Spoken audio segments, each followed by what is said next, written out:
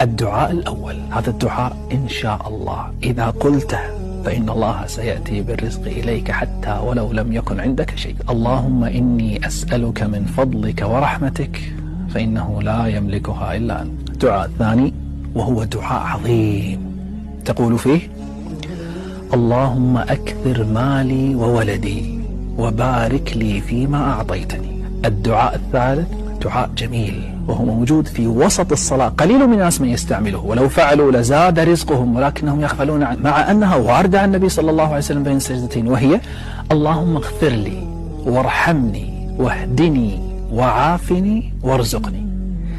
فإذا جعلت هذا في صلاتك في كل يوم فإن هذا أقرب أن يزيد رزقك، ولكن كثيرا من الناس يغفل عن هذه الرواية. أتركك الآن مع أدعية الرزق التي جمعناها لك اليوم، احفظها وإن شئت